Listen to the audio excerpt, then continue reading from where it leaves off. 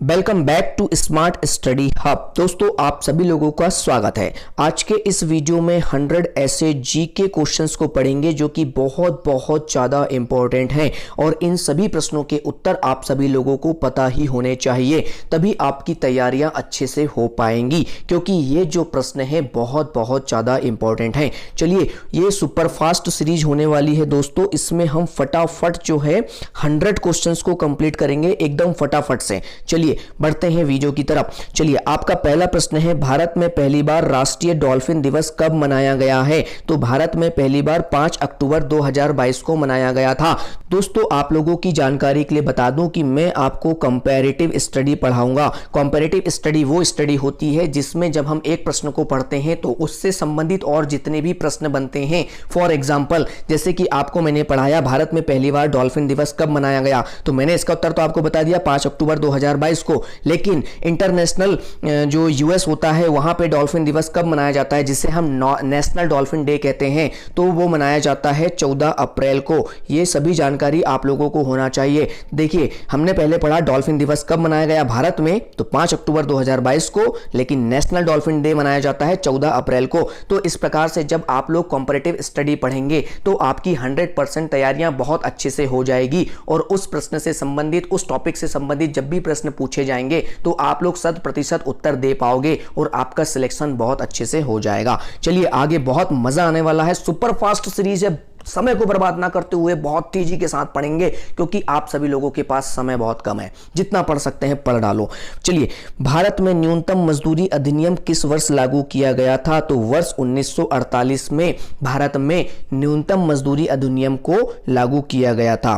कबूतर, उल्लू, कौवा और मोर में से किस पक्षी को शांति का प्रतीक माना जाता है? तो मोर को शांति का प्रतीक माना जाता है।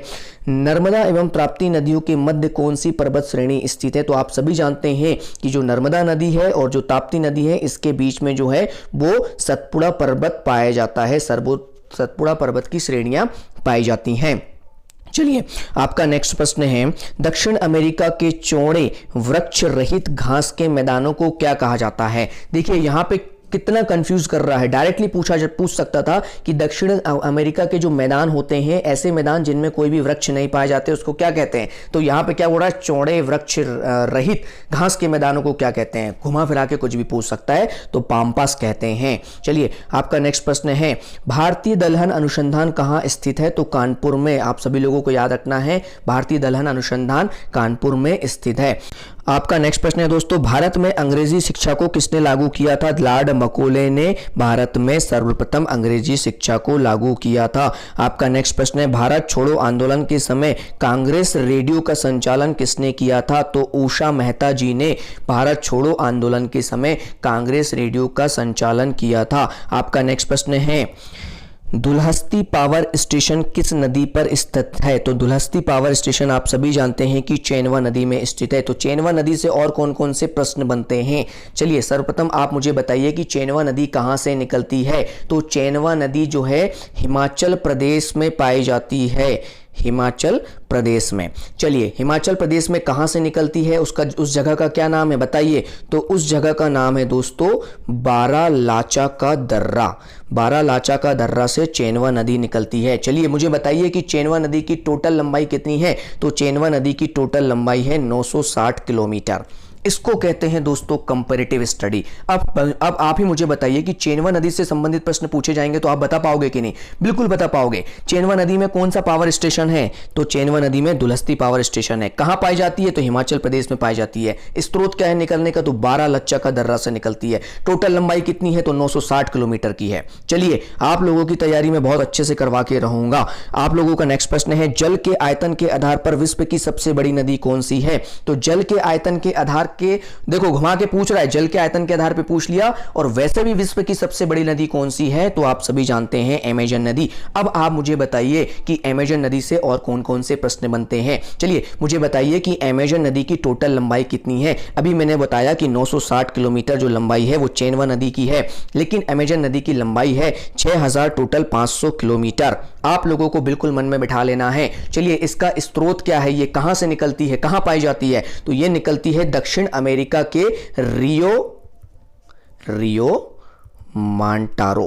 रिए मांटारो नामक स्थान से ये निकलती है और कहां इसका मुहाना होता है, मतलब ये अपना वाटर कहां ड्रेनेज करती है, तो अंटार्कटिका महासागर में अपना ड्रेनेज करती है। कितने देशों में बहती है, तो टोटल 8 देशों में बहती है। तो अमेजन नदी से संबंधित हमने कितने सारे प्रश्न कर लिए। कंपैरेटिव स्टडी का फायदा देखिए दोस्तों, आपको पूरे यूट्यूब में शायद ही कोई कंपैरेटिव स्टडी पढ़ाता हो, लेकिन आप मेरे स्टूडेंट यदि बन रहे हैं तो ये मेरा धर्म बनता है, मेरा फर्ज बनता है कि मैं आप लोगों को कंपैरेटिव स्टडी पढ़ा करके ही रहूंगा। चलिए, जल के आयतन के आधार पर, और वैसे भी सबसे बड़ी नदी है अमेजन नदी, टोटल लंबाई है 6500 किलोमीटर। कहां पाई जाती है, तो दक्षिण अमेरिका के रिए मांटारो नामक स्थान पे अंटार्कटिका महासागर में जाकर निकल जाती है, बह जाती है। टोटल 8 देशों में पाई जाती है।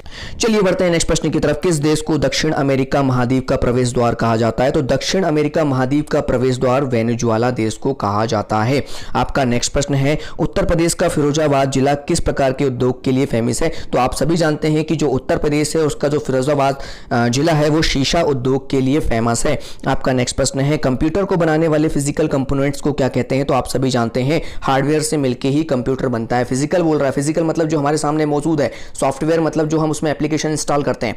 चलिए, आपका नेक्स्ट प्रश्न है, बच्चों में सूखा रोग तथा वयस्कों में ऑस्टियोपोरोसिस रोग किस विटामिन की कमी से होता है, तो विटामिन सी की कमी से होता है। आपका नेक्स्ट प्रश्न है, एक विद्युत सर्किट में किसी फ्यूज तार का क्या प्रयोग होता है, मतलब जो हमारे घरों के सामने ग्रिप लगे होते हैं उसमें जो फ्यूज तार होता है कुछ इस तरीके का, इसका प्रयोग क्या है, तो सर्किट में प्रवाहित होने वाली अधिक विद्युत धारा को रोकने के लिए। मान लीजिए आपके घर में कभी अचानक से हाई वोल्टेज का इलेक्ट्रिसिटी आ जाती है, तो ये फ्यूज तार जल करके राख हो जाएगा और सर्किट को कट कर देगा, जिससे हमारे घर की बिजली जो है वो बंद हो जाएगी और हमारे घर में जो टीवी, फ्रिज, कूलर, एसी लगे हुए हैं वो जलने से बच जाएंगे। इसका काम होता है फ्यूज तार। डम्फा वन्यजीव अभ्यारण्य किस भारतीय राज्य में स्थित है, तो मिजोरम में स्थित है डम्फा वन्यजीव अभ्यारण्य। चलिए बढ़ते हैं नेक्स्ट प्रश्न की तरफ। संयुक्त राष्ट्र संघ की सुरक्षा परिषद में कुल कितने स्थायी सदस्य होते हैं, तो 5 सदस्य होते हैं संयुक्त राष्ट्र संघ की सुरक्षा परिषद में। चलिए, आपका नेक्स्ट प्रश्न है, 52वें संविधान संशोधन अधिनियम द्वारा वर्ष 1985 में कौन सी अनुसूची को भारतीय संविधान में जोड़ा गया था। संविधान से संबंधित प्रश्न है दोस्तों, बहुत अच्छे से पढ़िएगा। संविधान से संबंधित क्वेश्चन बहुत बार परीक्षा में पूछे जाते हैं। तो देखिए, यहां पे आपके 3-4 क्वेश्चन बन रहे हैं। 10वीं अनुसूची को जोड़ा गया था। अब घुमा फिरा के क्या पूछता है कि 10वीं अनुसूची को कौन से संशोधन के द्वारा जोड़ा गया था, तो 52वें संशोधन किस सन में जोड़ा गया था, तो 1985 में। अच्छा, आप लोगों की जानकारी के लिए मैं बता दूं, कई बार यह भी पूछता है कि 10वीं अनुसूची में संविधान 52वें संविधान संशोधन की 10वीं अनुसूची में क्या है, तो 10वीं अनुसूची में है दल बदल कानून। ये दल बदल कानून क्या होता है, कई लोगों को नहीं पता, तो फटाफट से बताता हूं कि दल बदल कानून ये होता है कि एक पार्टी के जो विधायक हैं या मंत्री हैं या नेता हैं या सांसद हैं, वो अपने दल को छोड़ करके दूसरे दल में नहीं जा सकते। जैसे बीजेपी एक दल है और कांग्रेस एक दल है, तो इसके नेता चुनाव जीतने के बाद कांग्रेस में नहीं जा सकते और कांग्रेस के नेता भाजपा में नहीं शामिल हो सकते। यदि वे शामिल होते हैं तो उन्हें अपनी पार्टी से इस्तीफा देना पड़ता, सरकार गिर जाएगी, दोबारा इलेक्शन होगा और दोबारा उनके जीतने के चांस फिर हैं या नहीं है, ये जनता डिसाइड करेगी। तो दल बदल कानून दिया गया है भारतीय संविधान की 10वीं अनुसूची में, जो कि 52वां संशोधन था और 1985 में हुआ था। बहुत इंपॉर्टेंट क्वेश्चन है, इसको जरूर अच्छे से रोक करके समझ लीजिएगा। भारतीय संविधान का कौन सा अनुच्छेद राष्ट्रपति पद के लिए पुनः निर्वाचन की योग्यता निर्धारित करता है, तो अनुच्छेद 57। चलिए, आपका नेक्स्ट प्रश्न है दोस्तों, वर्ष 1906 में किसने कलकत्ता कांग्रेस अधिवेशन की अध्यक्षता की थी, तो दाराभाई नौरोजी ने। चलिए, आपका नेक्स्ट प्रश्न है, मोहम्मद गौरी किस वंश का था, तो मोहम्मद गौरी संसवनी वंश का था, आप सभी जानते हैं। फटाफट से रिवीजन कर लीजिए, फटाफट से याद कर लीजिए। आपका नेक्स्ट प्रश्न है दोस्तों, भारत का पहला मुस्लिम शासक कौन था जिसने हिंदुओं से जजिया कर लेने का आदेश दिया था, तो आपका राइट आंसर है मोहम्मद बिन कासिम। दोस्तों, ये जजिया कर क्या होता है, काफ़ी सारे लोगों को नहीं पता होगा। तो ये जजिया कर जो है दोस्तों, एक प्रकार से इनकम टैक्स होता था, एक प्रकार से कर हिंदुओं को देना पड़ता था जो कि गैर मुस्लिम होते थे। मान लीजिए एक मुस्लिम राज्य है और यहाँ पर जो भी हिंदू लोग रह रहे हैं, तो उनसे जो है मुस्लिम शासक एक प्रकार से वसूली करते थे हमारे अपने राज्य में रहने देने के लिए, तो ये होता था जजिया कर। आपका नेक्स्ट प्रश्न है दोस्तों, महाराजा रणजीत सिंह ने विश्व प्रसिद्ध कोहिनूर हीरा किस शासक से प्राप्त किया था? तो शाह शुजा से प्राप्त किया था। ये वही कोहिनूर है जो आज भी इंग्लैंड के म्यूजियम में रखा हुआ है, अंग्रेज इसे अपने साथ ले गए। आपका नेक्स्ट प्रश्न है, किसने संस्कृत पंडितों की सहायता से भगवद गीता एवं योग वशिष्ठ का अनुवाद फारसी में किया था? तो दारा सिकोह ने। आपका नेक्स्ट प्रश्न है, बिहार के पाटलिपुत्र में स्थित चंद्रगुप्त का महल मुख्यतः किसका बना हुआ है? तो चंद्रगुप्त का महल जो है दोस्तों सभी को पता है लकड़ी का बना हुआ है। आपका नेक्स्ट प्रश्न है, भारत में सर्वप्रथम पत्र मुद्रा मतलब कागज मुद्रा का प्रारंभ कब हुआ था? तो 1806 में हुआ था। अच्छा, आपका नेक्स्ट प्रश्न है, स्वामी विवेकानंद का मूल नाम क्या था? तो नरेंद्र नाथ दत्त। स्वामी जो विवेकानंद थे, जो पूजनीय है हमारे, उनका जो मूल नाम था वो नरेंद्र नाथ दत्त था। अच्छा, इससे संबंधित एक प्रश्न और बनता है, आप मुझे बताइए कि स्वामी विवेकानंद का जन्म कब हुआ था? तो आप लोगों की जानकारी के लिए मैं बता दूं, सभी लोगों को पता होगा 12 जनवरी 1863 में उनका जन्म हुआ था। और मृत्यु कब हुई थी? तो मृत्यु हुई थी दोस्तों 4 जुलाई 1902 में। जन्म कहाँ हुआ था? तो कलकत्ता में हुआ था। मृत्यु कहाँ हुई थी? तो पश्चिम बंगाल में हुई थी, जिसको हम वेस्ट बंगाल भी कहते हैं। चलिए, आपका नेक्स्ट प्रश्न है, साधारण नमक का रासायनिक नाम क्या है? तो अब सभी जानते हैं साधारण नमक का रासायनिक नाम है NaCl सोडियम क्लोराइड। आपका नेक्स्ट प्रश्न है, लवणी और तमाशा किस भारतीय राज्य का प्रसिद्ध लोक नृत्य है? तो आप सभी जानते हैं महाराष्ट्र का। आपका नेक्स्ट प्रश्न है, इंग्लिश चैनल तैरकर पार करने वाली पहली भारतीय महिला कौन है? तो आरती शाह। आपका नेक्स्ट प्रश्न है, एशिया की ज्योति लाइट ऑफ एशिया के रूप में किसे जाना जाता है? तो महात्मा बुद्ध को एशिया की ज्योति लाइट ऑफ एशिया जाना जाता है। आपका नेक्स्ट प्रश्न है, टोक्यो ओलंपिक 2020 में स्वर्ण पदक जीतने वाले एकमात्र भारतीय खिलाड़ी नीरज चोपड़ा किस खेल से संबंधित है? तो आप सभी जानते हैं जेवलिन थ्रो। जेवलिन थ्रो वही है जिसे हम भाला फेंक कहते हैं। इससे संबंधित एक दो क्वेश्चन मुझे और याद आ रहे हैं। चलिए, आप मुझे बताइए फटाफट से कमेंट में कि जेवलिन थ्रो मतलब भाला फेंक जो है उसका वर्ल्ड रिकॉर्ड कितने मीटर का है? तो इसका हाईएस्ट वर्ल्ड रिकॉर्ड जो है वो है 98.48 मीटर का। और ये किनका रिकॉर्ड है? तो ये है जॉन जेलेजनी। यहां पे मैं लिख देता हूं, आप इसे अच्छे से पढ़िए, ये भी कभी कभी प्रश्न परीक्षा में पूछ ले। जेलेजनी, ये जो है इनका वर्ल्ड रिकॉर्ड है और कितना है 98.8। और ये वर्ल्ड रिकॉर्ड इन्होंने कब बनाया था? तो ये वर्ल्ड रिकॉर्ड उन्होंने बनाया था 25 मई 1996 को। 25 मई 1996 को जॉन जेलेनवी ने वर्ल्ड रिकॉर्ड बनाया था 98.48 मीटर का। काय में? जेवलिन थ्रो में। चलिए बढ़ते हैं नेक्स्ट प्रश्न की तरफ। सोवियत संघ का विघटन किस वर्ष में हुआ था? तो 1991 में सोवियत संघ का विघटन हुआ था। आपका नेक्स्ट प्रश्न है, आ सेंचुरी इज नॉट इनफ पुस्तक लिखने वाले प्रसिद्ध भारतीय क्रिकेटर आप सभी जानते हैं सौरव गांगुली जी हैं। चलिए नेक्स्ट प्रश्न की तरफ बढ़ते हैं। राष्ट्रीय ग्रामीण रोजगार गारंटी अधिनियम कब पारित हुआ था? तो 2005 में राष्ट्रीय रोजगार गारंटी अधिनियम पारित हुआ था। चलिए, आपका नेक्स्ट प्रश्न है, 1 जनवरी 2015 को भारत में योजना आयोग के स्थान पर नीति आयोग को गठन किया गया था। इस योजना आयोग का गठन कब हुआ था? तो 1950 में हुआ था। आप सभी जानते हैं 1 जनवरी 2015 को जो हमारा भारत में योजना आयोग था उसको विघटन कर दिया गया था, उसे हटा दिया गया था और उसके स्थान पर नीति आयोग को ला लिया गया था पीएम द्वारा, अपने नरेंद्र मोदी जी के द्वारा। तो ये कब गठन हुआ था? 1950 में गठित हुआ था। चलिए, आपका नेक्स्ट प्रश्न है दोस्तों, प्रथम विश्व युद्ध में अपने प्राणों का बलिदान देने वाले भारतीय सैनिकों की याद में एक स्मारक बनाई गई थी। उस स्मारक को आज हम इंडिया गेट के नाम से जानते हैं।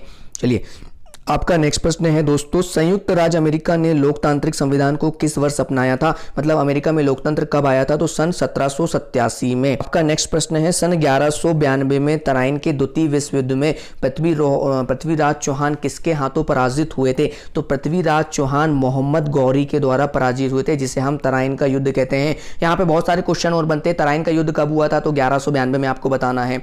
किन दो योद्धाओं के बीच में हुआ था? तो मोहम्मद गौरी और पृथ्वीराज चौहान के बीच में हुआ था। इसमें से कौन हारा था? तो पृथ्वीराज चौहान जी हारे थे और मोहम्मद गौरी जीता था। देखिए, कंपैरेटिव स्टडी हमको करके चलनी है ताकि हमारा सिलेक्शन पक्का हो जाए। चलिए, आपका नेक्स्ट प्रश्न है, भारत के स्वतंत्र होने के बाद मतलब जब भारत आजाद हुआ था तो जो पहला ओलंपिक हुआ था उसमें हमने स्वर्ण पदक जीते थे भारतीय हॉकी टीम ने। तो इस पर एक फिल्म बनी थी और उस फिल्म का क्या नाम है? तो उस फिल्म का नाम है गोल्ड। गोल्ड मूवी चाहे तो आप आज भी यूट्यूब पर देख सकते हैं। चलिए आपका नेक्स्ट प्रश्न है, महानदी और गोदावरी नदी के जो डेल्टा है वहां पर कौन सी मिट्टी बहुत ज्यादा मात्रा में है? तो जलोढ़ मिट्टी पाई जाती है, आप सभी लोग जानते हैं। आपका नेक्स्ट प्रश्न है, बनारस हिंदू विश्वविद्यालय की स्थापना किसने की थी? तो पंडित मदन मोहन मालवीय जी ने की थी। चलिए आपका नेक्स्ट प्रश्न है, त्रिस्तरीय पंचायती राज व्यवस्था में सर्वोच्च स्थान पर क्या होता है? तो त्रिस्तरीय पंचायती राज से संबंधित है, जिला परिषद सबसे ऊपर होता है, आप सभी लोग जानते हैं। आपका नेक्स्ट प्रश्न है, पृथ्वी के नजदीक वायुमंडल की सबसे निचली परत को क्षोभ मंडल कहते हैं और यहां पर वायुमंडल पे घनत्व सबसे ज्यादा होता है क्षोभ मंडल पर। चलिए आपका नेक्स्ट प्रश्न है, भारत एक धर्मनिरपेक्ष देश है, इसका तात्पर्य क्या है? तो इसका तात्पर्य है राज्य स्तर पर भारत का कोई धर्म नहीं है। आपका नेक्स्ट प्रश्न है, युद्ध में साहस और पराक्रम के प्रदर्शन के लिए दिए जाने वाला भारत का सर्वोच्च सैनिक सम्मान जो है वो कौन सा है? तो परमवीर चक्र, आप सभी जानते हैं परमवीर चक्र सर्वोच्च सैनिक सम्मान होता है। और अभी तक ये कितने लोगों को दिया जा चुका है, कितने ऐसे सैनिक हुए हैं जिनको ये सम्मान मिल चुका है? तो इनकी संख्या है टोटल 21, मतलब 21 सैनिकों को अभी तक भारत का परमवीर चक्र सम्मान से नवाजा जा चुका है। आपका नेक्स्ट प्रश्न है, किसके शासनकाल के दौरान मराठा सत्ता सर्वोच्च शिखर पर थी? तो बाजीराव सिंघम, है ना, इनके शासनकाल के दौरान मराठा सत्ता जो है वो सर्वोच्च शिखर पर थी।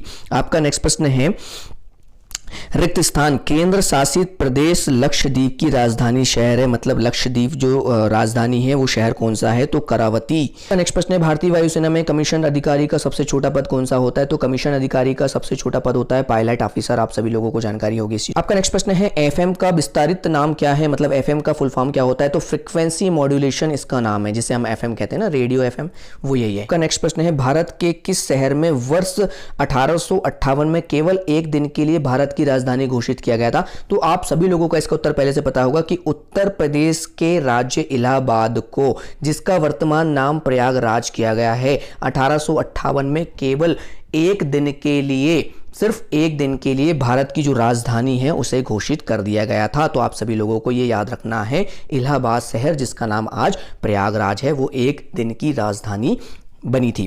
पीडीएफ का फुल फॉर्म क्या है? तो पीडीएफ का full form portable document format. चलिए आपका नेक्स्ट प्रश्न है, कंप्यूटरीकृत भाषा में www का अर्थ क्या है? www का अर्थ है वर्ल्ड वाइड वेब। चलिए आपका नेक्स्ट प्रश्न है, अंग्रेजों द्वारा शुरू किए गए किस कानून को काला कानून कहते हैं? तो काला कानून रॉलेट एक्ट कानून को कहा जाता है। चलिए आपका नेक्स्ट प्रश्न है, वर्ष 1905 में बंगाल विभाजन के समय भारत का गवर्नर जनरल कौन थे? तो बंगाल विभाजन के समय लॉर्ड कर्जन जो है वो हमारे भारत के गवर्नर थे। भारत में ब्रिटिश राज्य साम्राज्य की स्थापना किसने की थी? तो लॉर्ड रॉबर्ट क्लाइव ने की थी। आपका नेक्स्ट प्रश्न है, किस पेशवा शासक ने अंग्रेजों के साथ बेसिन की संधि की थी? तो बेसिन की संधि जो हुई थी वो थी बाजीराव द्वितीय के बाद अंग्रेजों के साथ। आपका नेक्स्ट प्रश्न है, बंगाल व बिहार में स्थायी बंदोबस्त कब शुरू हुआ था? तो लॉर्ड कॉर्नवालिस के समय में जो है बंगाल व बिहार में स्थायी बंदोबस्त शुरू हुआ था। अच्छा, ये कब शुरू हुआ था? तो इसकी डेट थी 22 मार्च 1793। मतलब कभी कभी ये भी पूछ लेता है कि स्थायी बंदोबस्त कब शुरू हुआ था? तो सन 1793 में 22 मार्च को शुरू हुआ था। किसकी अध्यक्षता में हुआ था? Lord Cornwallis. किनके कहाँ पे हुआ था भारत में? तो बंगाल व बिहार में। स्थायी बंदोबस्त क्या था? तो स्थायी बंदोबस्त एक परमानेंट टैक्स जो ब्रिटिश इंडिया की जो कंपनी आई थी जिसने भारत में राज किया था, मतलब इंग्लैंड की सरकार ने हमारे ऊपर राज किया था, तो उन्होंने एक स्थायी कर लगा दिया था कि आपको सभी किसान जो है इतना कर पटाएंगे, बात खत्म। तो ये था स्थायी बंदोबस्त जो कि लॉर्ड कॉर्नवालिस के समय में हुआ था 22 मार्च सन 1793। चलिए आपका नेक्स्ट प्रश्न है, राजस्थान के भरतपुर जिले में स्थित लोहगढ़ नामक किले का निर्माण किसने करवाया था? तो आप सभी जानते हैं बंदा बहादुर ने लोह किले को बनवाया था।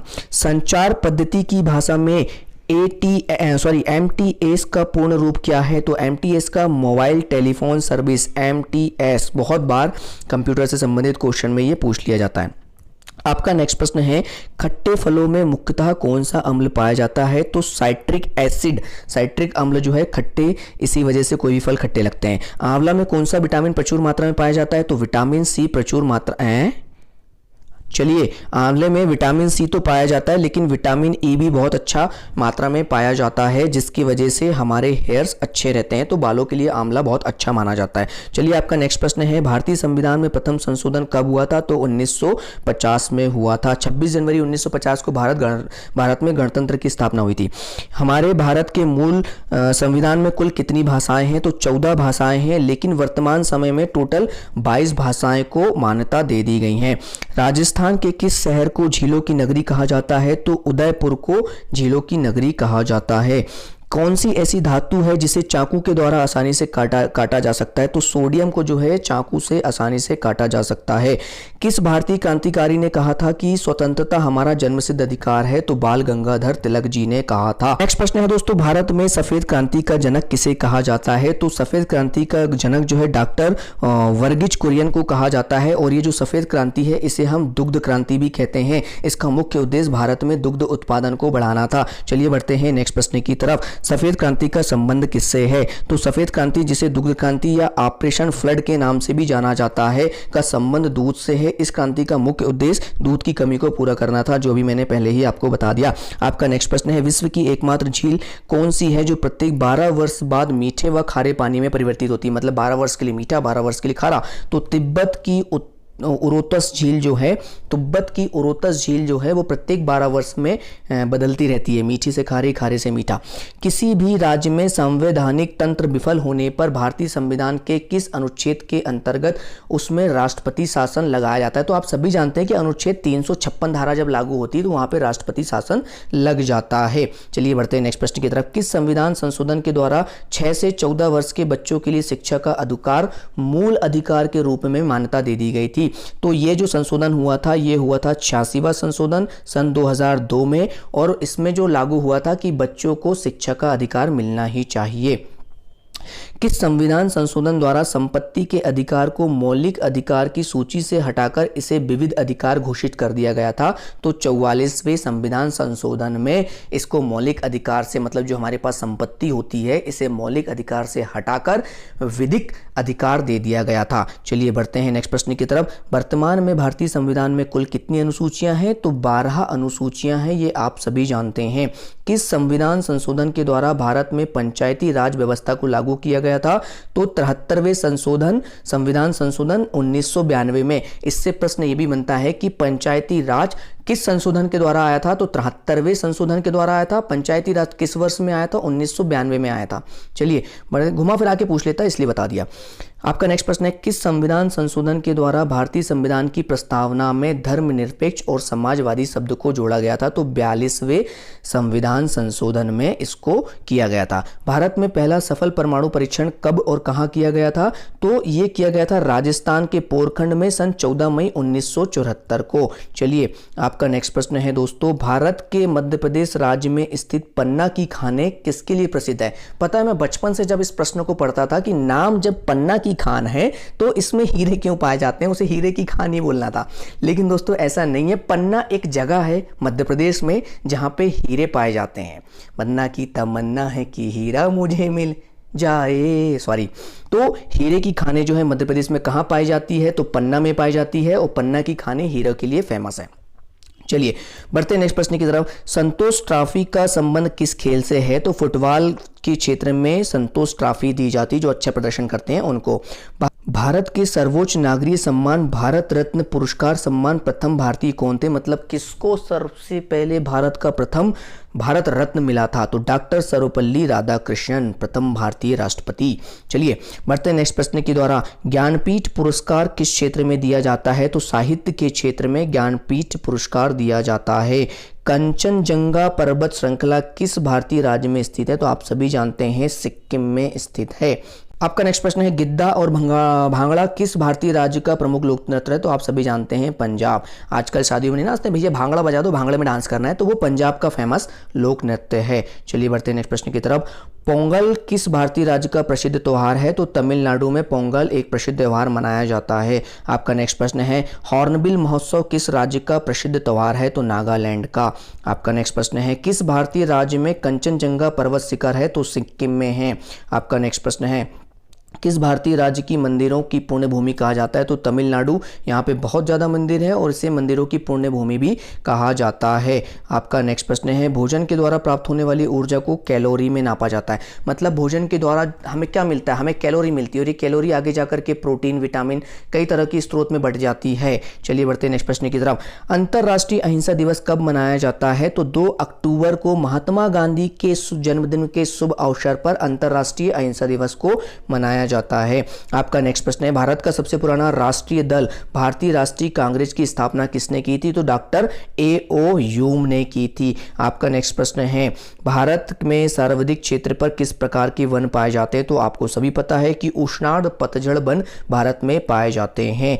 आपका नेक्स्ट प्रश्न है, 3 बीघा कॉरिडोर भारत और किस देश को आपस में जोड़ता है? तो बांग्लादेश में जोड़ता है। दोस्तों क्या हुआ था, सन 2011 में 3 बीघा जमीन जो है बांग्लादेश को लीज पर दी गई थी। ये एक विवाद भी है, तो ये हुआ था सन 2011 में। चलिए बढ़ते हैं नेक्स्ट प्रश्न की तरफ। राजा राम मोहन राय ने किस समाज की स्थापना की थी? तो ब्रह्म समाज की स्थापना की थी। आपका नेक्स्ट प्रश्न है, भारत का एकमात्र प्रधानमंत्री कौन है जिन्हें भारत का सर्वोच्च नागरिक एवं पाकिस्तान का सर्वोच्च नागरिक सम्मान प्राप्त है? निशान-ए-पाकिस्तान किनको प्राप्त है? तो मोरारजी देसाई एकमात्र ऐसे भारत के प्रधानमंत्री हैं जिन्हें दोनों देशों से सर्वोच्च नागरिक सम्मान प्राप्त है। चलिए बढ़ते हैं नेक्स्ट प्रश्न की तरफ। अंतरराष्ट्रीय तिथि रेखा किस सागर से होकर गुजरती है? तो आप सभी जानते होंगे अंटार्कटिक व प्रशांत महासागर से होकर के ये रेखा गुजरती है। आपका नेक्स्ट प्रश्न है, संपूर्ण विश्व में कुल कितने समय जोन है? तो आप सभी जानते हैं 24। आपका नेक्स्ट प्रश्न है, आधुनिक शिक्षा प्रणाली की नींव भारत में किस वर्ष पड़ी थी? तो 1835 में पड़ी थी। भारत का कौन सा राज्य चंदन की लकड़ी के लिए फेमस है? भैया पुष्पा की याद आ जाती है, चंदन का नाम लेते हैं, तो कर्नाटक में फेमस है। चलिए आपका नेक्स्ट प्रश्न है, भारत का सबसे बड़ा लिवरपूल ब्रिज कौन सा है? तो हावड़ा ब्रिज, जो कि कोलकाता में है, इसे लिवरपूल भी कहते हैं। तो दोस्तों ये थे हमारे टोटल 100 ऐसे क्वेश्चन जो कि परीक्षा की दृष्टि से बहुत महत्वपूर्ण है। तो ये वीडियो आपको कैसा लगा दोस्तों, हमें कमेंट करके जरूर बताएं। यदि वीडियो में हमारी थोड़ी भी मेहनत आप लोगों को पसंद आई होगी तो प्लीज़ हमारे चैनल को सब्सक्राइब करें, वीडियो को लाइक करें और अपने फ्रेंड्स के साथ में इसे शेयर जरूर करें। बेस्ट ऑफ लक दोस्तों आप सभी लोगों के एग्जाम के लिए, और स्मार्ट स्टडी हब से आज ही जुड़ जाइए ताकि ऐसे ही वीडियो आप लोगों को मिलते रहें। इस वीडियो को देखने के लिए थैंक यू सो मच।